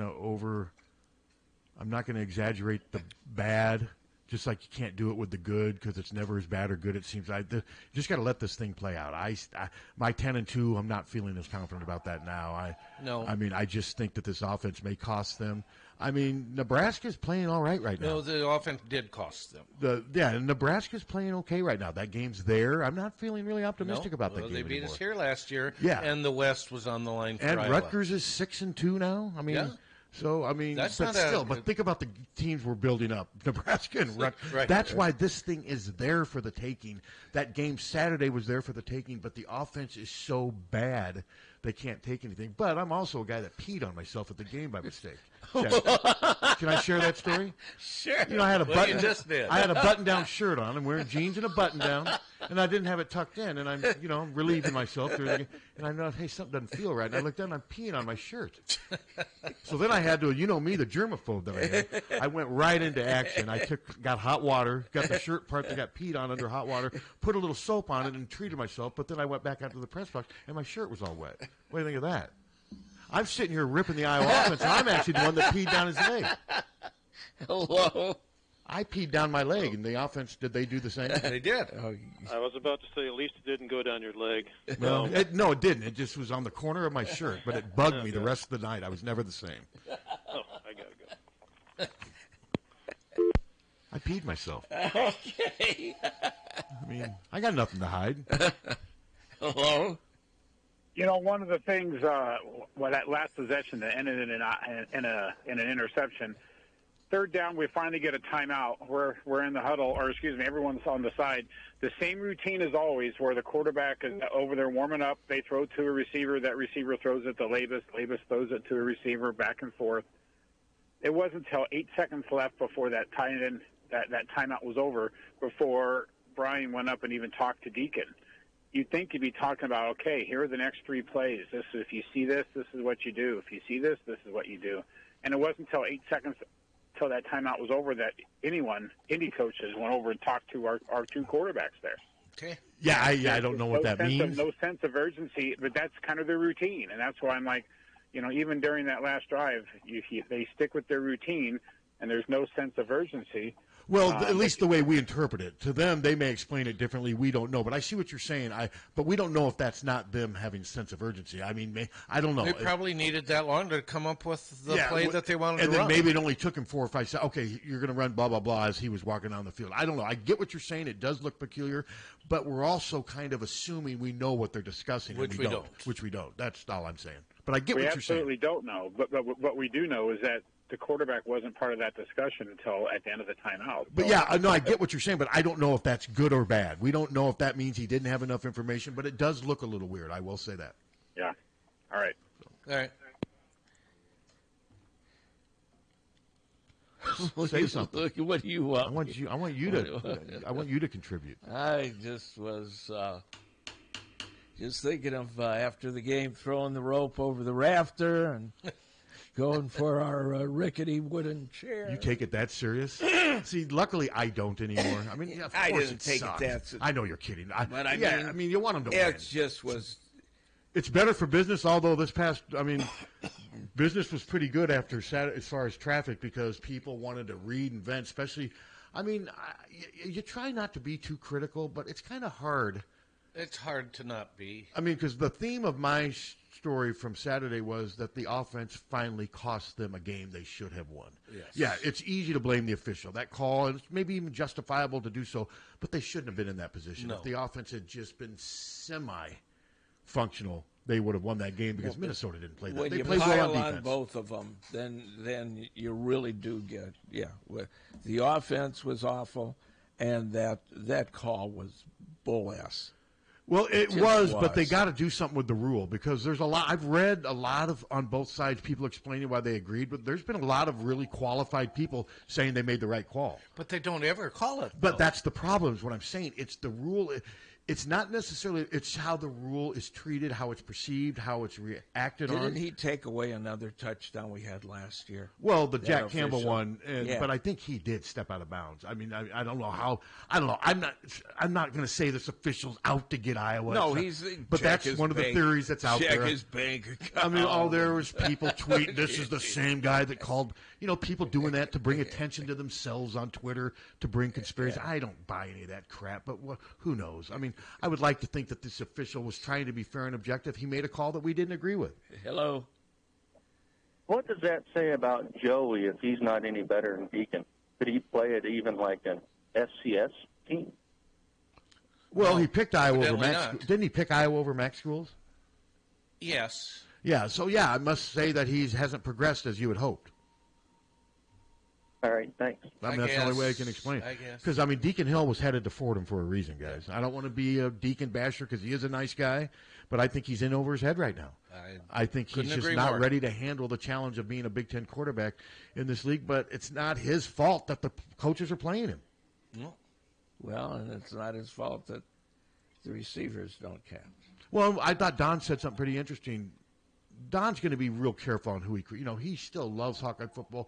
He goes over to practice. He's not going to throw Kirk under. He did bring up something interesting, though, about the routes by the receivers, because I have noticed a lot of rounding out of routes instead of sharp cuts, and that makes a big difference because it looks like the quarterback wants to throw on some of those sidelines, but they're not open. Well, isn't that being taught? I would think so. Yes, it's being taught, but that's what I'm saying. I don't want to throw the players under the bus, but I do think some of this is execute.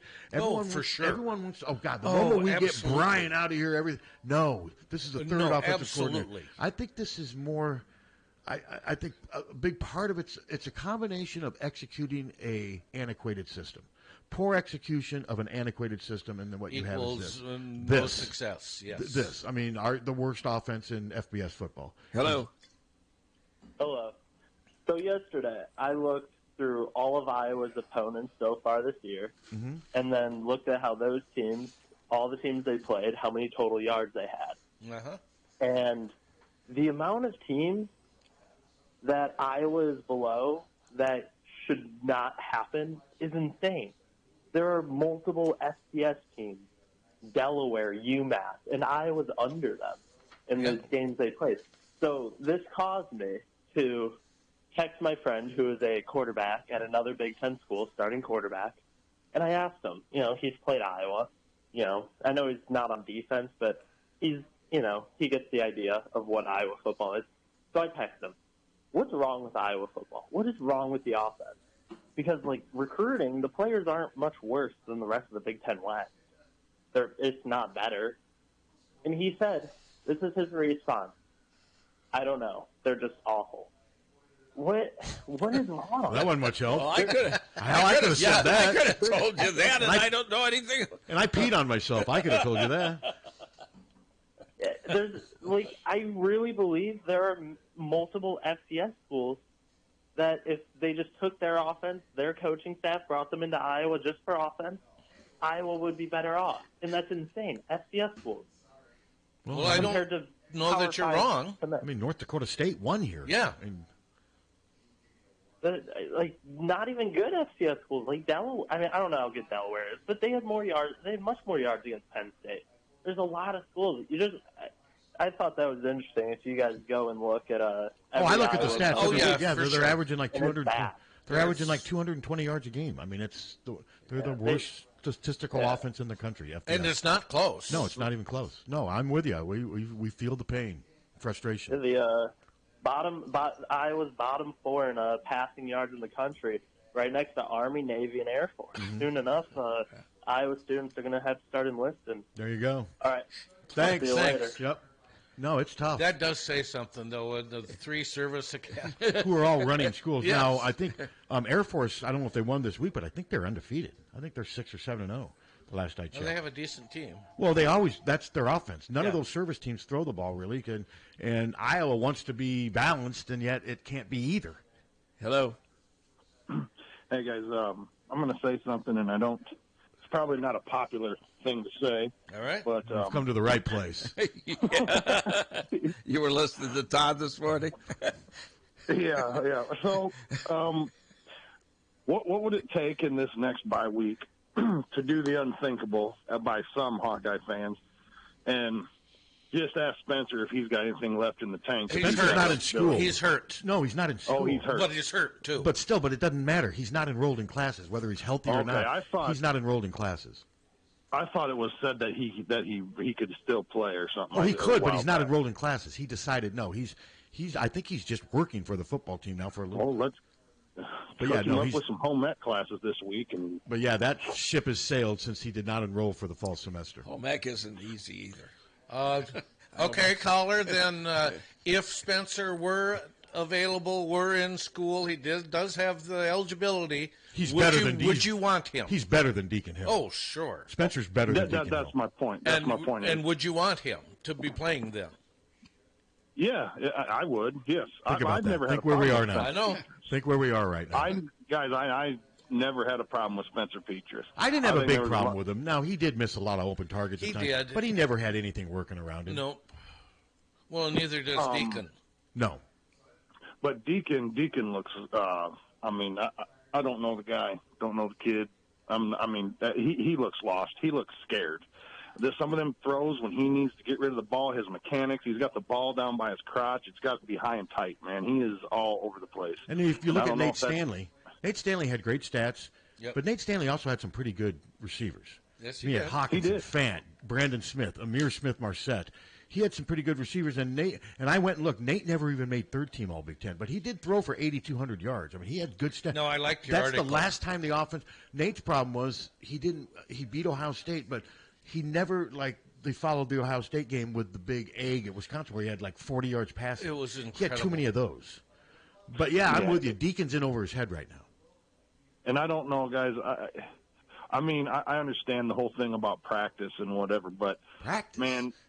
Yeah, exactly. Sometimes there's a deal where, man, I don't care what happens on Tuesday. I want to know what happens when the lights are on Saturday. And I understand how you say, he's done this in practice or he's done whatever, but I would, if I could ask Kirk Ferentz one question, and I get where he's coming from and everything he says, but my question would be, okay, but what has the kid done that has resulted to deserve another start or to do it? Okay, listen, Kirk was asked after the game. Deacon was 6 for 21 a few weeks ago, now 10 of 28. You've shown a reluctance to go to Joe, Kirk. So on that topic, I'll say this. For 25 years, we watch guys in practice, and we evaluate what they do in practice, and moving forward, certainly game performance is a big part of it.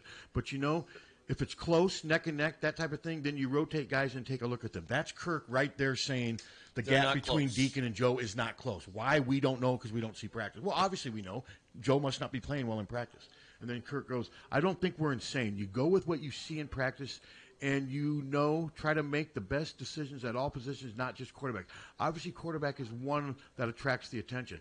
But I'm standing here right now. We'll see what next week brings out. But I'm trying to think of the history since I've been here. How many, we had in 08 back and forth with two guys, CJ and Jake, went back and forth for a little bit. But typically there's a clear one and a clear two. I'm not saying that in a demeaning way to the guy that's two, but that's what it is, and you kind of go from there. That's Kirk couldn't be any more clear without just throwing him under the bus that Joe Labus hasn't earned the right to play in practice. That's how I interpret that. You guys?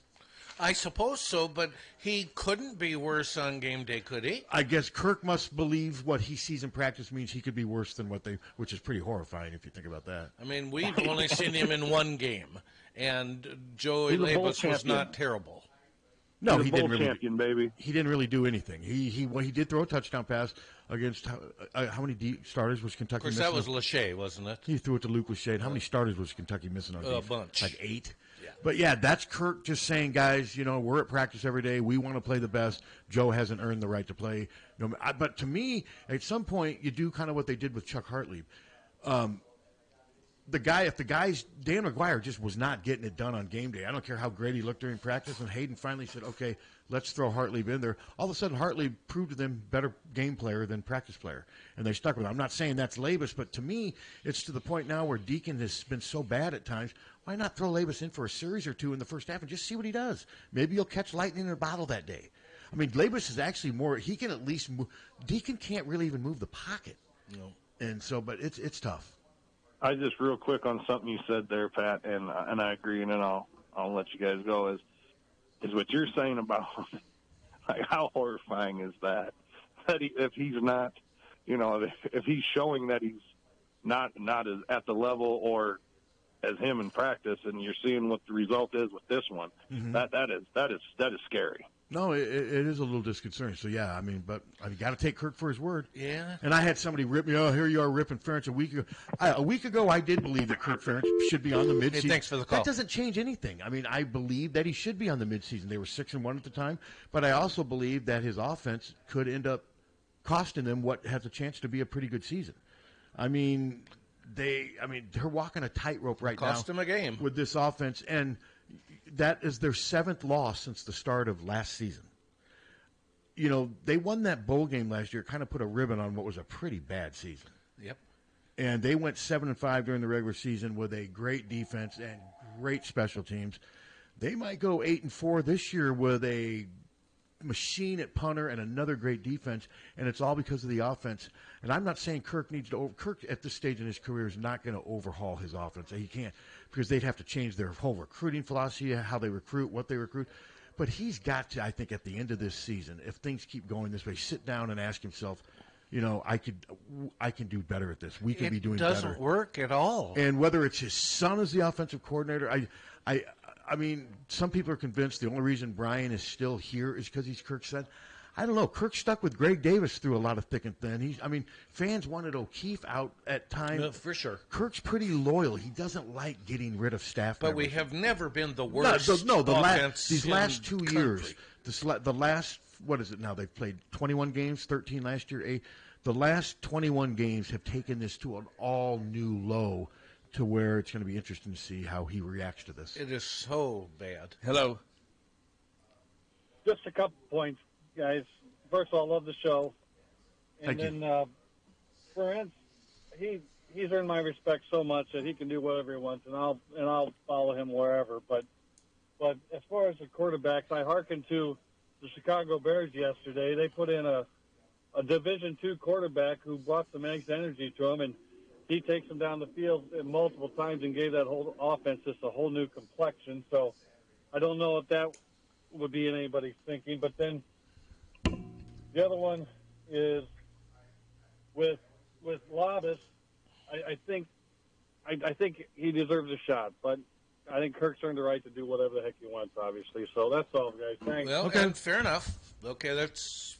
No, I agree with that Kirk is earned the right. Now, at some point, though, if the offense keeps just doing at some point you got to address the But offensive he's sinking his own ship. Yes, with his son. With his I think the offense. fact that it's his son has made this even more complicated and harder for Kirk to figure out how to move forward. I don't know if that caller meant that when you say Kirk has deserved a right. I mean, if they end up going 7 let's say they end up going 8-5 again this year and the offense is just dead last. I mean, does Kirk have the right to keep making his son the offensive coordinator in your eyes? He's the head coach. He has the right to make the decisions. Yeah. But would you agree with keeping Brian? Not at all. But the head coach makes. But also, do you believe that those somebody? decisions. Somebody could step into Kirk and say, "No, Brian's out. You're done." There's nobody. Okay, who is that, Beth? Well, that would be the AD, but Yeah. she's an interim AD right now, and a lot of Iowa fans are convinced, everyone's afraid of Kirk. They're not. I mean, what I'm saying is a coach does not have unlimited power. He's not a dictator. Well, I mean, at some point, yeah. I mean, to say that Kirk can do whatever he wants, I don't agree with that. I don't agree But that. can't he hire whoever he wants? Well, that's still got to be approved. I don't think Kirk could go get Mil Tucker right now to go coach on his defense. I think somebody would take a stand. I think there's limits to what a coach can do. And what I'm saying is, when does it get to the point with Brian where it's bad enough to where somebody steps in and says, hey, no, enough. I'm not saying that it's going to be there, but if they end up going 8-5, I mean, they're not going to sell out their games next year. Not at all. They won't, and that's when it's going to be an issue. I think the transfer portal saved them this year. Just the hope from what was coming from the transfer portal. But a year from now, Cade McNamara will be old news, and that's no knock on him, but that won't help to draw tickets a year from now. So it's going to be interesting. At some point, there is a limit to what Kirk can do. Somebody over there does have control over him. He does have people he has to answer to, is what I'm saying. That is true. Is what I'm saying. And I'm not saying Brian should be fired during the bye week. The in-season firings are stupid. No, and I don't believe All that. I'm saying is after the season, if this continues, Kirk's got to do some serious soul-searching on how he plans to move forward because he's destroying his own offense in some ways and doesn't seem to recognize it or want to recognize it. And maybe it's because there's so much pressure for him to keep Brian, pressure that we're not aware about, to keep Brian as the coordinator, Because, Where's to that fire pressure from? Well, if you're firing Brian, you're firing your wife's son. Yeah. There's So a pressure lot from of Mary? it could be family. I'm not just saying Mary. We don't know. I mean, but No, we don't know. I mean, with the moment you made Brian your offensive coordinator and quarterback coach, you put yourself in a tough situation because some people say you should never hire somebody you can't fire. And right now, it looks like Kirk's in a situation. I mean, we still got the more of the season play. I'm not, like I said, I'm not saying Brian Ferentz should be fired right now, but something's got to change on offense, guys, or eventually this is going to just self-destruct. I agree 1,000%. This is going to self-destruct, but I don't know if they got rid of Brian Ferentz and brought somebody else in. I don't see the offense changing that much. Well, unless Kirk says, okay, make the changes that you But need what are to they make, going to change? which he won't. Well, plus, I mean, how are you going to do it with the personnel they have? Okay, let's go for a spread offense. Here's your receivers. Yeah. I mean, how are you going to do that with the way they recruit? I mean, I don't know. Well, I don't think you can. Right now they can. It's hard enough for Wisconsin. You see how their offense has been struggling to try to run a different scheme or whatever. But I don't know what the end game is here. I don't know how they're going to fix this thing. But we'll see. I mean, it's so hard to talk about it now because we could be talking about a 7-5 or 8-4 team or a 10-2 team. We'll have to wait and see what it turns out to be. That's right. So, but it's frustrating. I mean, Saturday's game, the performance of the offense was just it was inexcusable, abysmal. I mean, fans should expect more. Yes. I mean, fans have a right to expect more from an offense, and the fact that it's father-son just complicates it, makes it so much more awkward than it would be awkward enough just with a normal situation. Yeah, it would. But no, there was some Fire Brian chants. They weren't as loud as the Michigan State game, but they were out there. I heard some of them. And I didn't hear them. It's just, well, you didn't hear the Michigan State ones, did you? Yes. Yeah, Yes, but I no, did. there were some because we heard them and some people pointed them out. And I think that was mostly coming from the student section. I just said I didn't hear it from my section. But if you're a student, I mean, do you want to come and watch this team right now? I mean, defense and punting are fun for a while, but after a while, and unfortunately, entertainment is part of it. I mean, everyone says, well, it's not an entertainment business. Well, yeah, it is because TV's running it. I don't understand why they say that either. It is part of entertainment. Sports is entertainment. Whether that's fair or not, I'm not saying it's fair or not, but sports is part of the entertainment. Well, Kirk will say, well, I'm not paid to entertain, I'm paid to win games. Okay, well, Saturday you didn't win, and you didn't entertain either. I mean, their offense is tough to watch. It is. And, but when Donnie got done and we were talking on the break, and you and I looked at each other, and neither of us thought that Iowa was going to go down and kick a field goal and win that game. No. Even though there was plenty of time. There was plenty of time. Everyone acts like the game was over when the punt got away. No, it wasn't. No. They only needed like 25, 30 yards. And they hadn't done it all day. And they had a minute and 21 seconds. And they didn't. And how many timeouts did they have? 2? 2, I think. A lot of teams would have gotten into field goal range. Iowa didn't have a chance. No. And I said to myself under my breath, it's going to end in an interception. He's going to force it. He forced it into double coverage. And Minnesota's got really good defensive backs. That Wally who intercepted that ball, Tyler Nubin's a first-round pick. They have really good defensive backs. Their defense brought it. They played hard. They did. They did. And, you could tell how much getting that pig meant to them. They hadn't had it for a while. But poor Floyd now. Although, he's up in Minneapolis now. Yeah. Minneapolis, Iowa City, he'll find some happiness up there, I guess. But just hate to have him not be here. Up there with Mace. Is he as tall as Mace? You guys are always mean about his height, can't I be? And I've heard Mace be mean to me on this show. I'll turn you guys on, and Mace will be throwing me under the bus. Oh, yeah. He's been known to do that. No, I have Mace no is throwing everybody Well, here Mace under the could bus. fit under the bus. You wouldn't have to throw him. You just place him under the bus. How are we doing there? Corn. Just get Floyd some brown sows, and he'll be happy. Deacon Blues, that song kind of works right now, doesn't it? Yeah. I may have to go home and crank that. No, it's sad, and Deacon Hill does seem like a good kid. I hate to see him struggling like this, but it's also big-time college football. These guys are 20.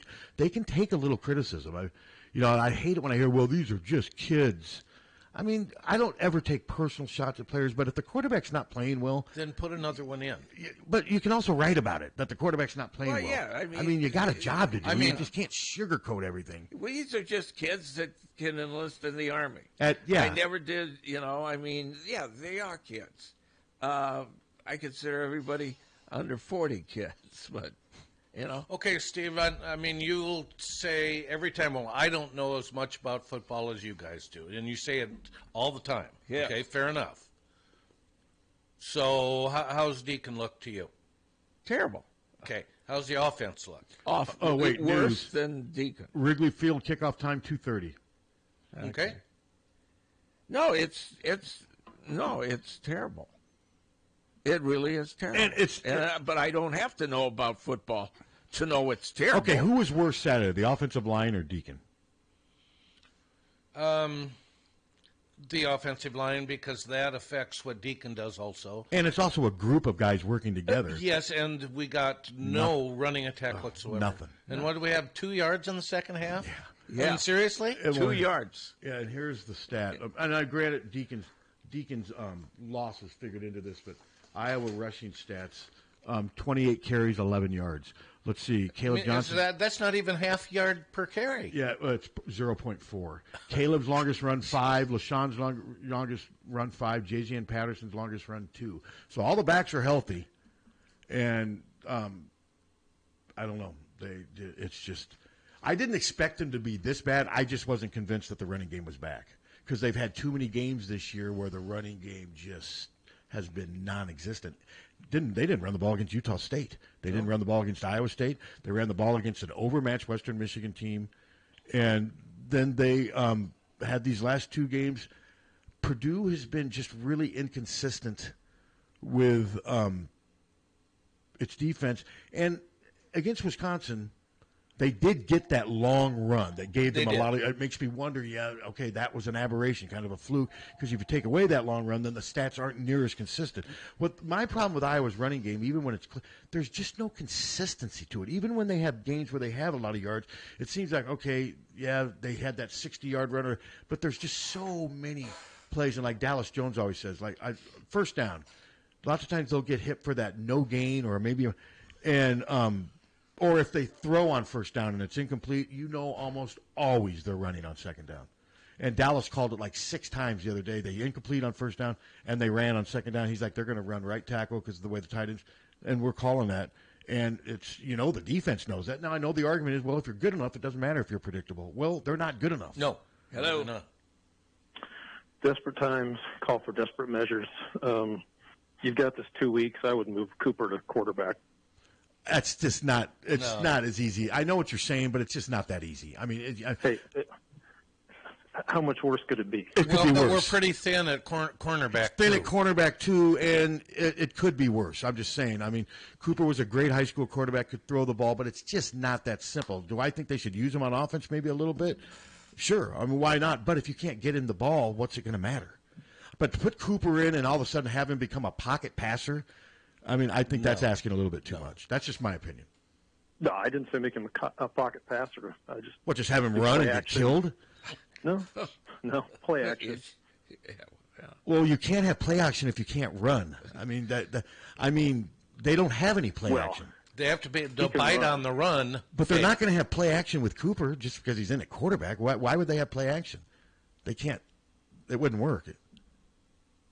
Well, I think it's worth a try. Try for one. Well, no, you're entitled to your opinion. I'll have to disagree with you. Yeah, it's just not that simple. No. Oh, there's a lot of people saying it, but because the legend of Cooper DeJean, I get it, but it's just not that simple. If you want to put him in the Wildcat and let him run a few, but eventually that's going to get solved and they're going to kill him. And you can't take him away. Deshaun Lee's been hurt. They don't have much proven depth at cornerback right now. They need him on defense. I get what the caller's saying. It just doesn't seem real practical. No, I don't think so. Well, we got a wrapper. Well, let's do it. Well, rest of the show, we got big things going on? Yeah. What do you got? Cops? Hey, Lang? Goodbye. Oh, you're done. You're leaving. No cops today. No Lang. No cops. No Lang. Let's hope the Hawks get all healed up in the next 2 weeks and come up with a good plan to beat Northwestern, and then maybe we can all sweeten up a little. Should we take this last call? Dare we? I'm to the point, Tom. Day by day, we'll see what happens. Hello? I'm not going to assume anything good or bad. Hello? Yeah, have you guys talked about putting DeJean in at receiver? No, just quarterback. Yeah. Put him in as a receiver. Let him. Well, it's been discussed. I've written about it. Kirk's addressed it. Kirk just says it would be too disruptive. It would also take away from what they need on defense, and he doesn't think the reward would be worth the risk is kind of how he described it. How the hell would that be disruptive? I'm just going by what the head coach said. Well, because you're taking one of your best defensive players out of the defensive scheme. No, he's saying just play him all the time. I mean, you could just leave him on the field. You risk injury, but Kirk just says, like you said, I don't see the problem in doing this, but they're so far away from completing passes to receivers. What is Cooper DeJean going to do if the ball doesn't get to him? Exactly. Well, that's true. They need to work with that quarterback. Let that second guy, and you guys have been saying that, try another quarterback. But I still think if you put DeJean at a receiver, he's like a deer. He can run all day. And if you step on the field, you have a chance to get hurt anytime, any Okay, play. here's where I go. I don't know anything about football, but you can't run all day. No. Not even a Kenyon can. No. They can come close. They can come close. Yeah, we need that guy almost broke two. No, they don't need it. Thanks. That guy almost broke 2 hours on the We marathon. seriously need a Kenyon. But they're more distance. They need more quick twitch guys in space. I get what this caller's saying, but I think we got to be a little realistic about things. Cooper DeJean's great. Don't get me wrong. I've said earlier, why not throw a package in there? But now the passing game is so bad. I think it would almost be what could he do if the ball's 10 feet over his head or it doesn't get to him? I mean, or it's never thrown, or if he's double covered, or I just don't think it's that easy. But I get what fans are saying; they want to see something different. I think what they're saying is what we're witnessing is insanity, just doing the same thing and over and expecting the results to change. That's where we are with the Iowa offense, but that's where they've been since the start of last season.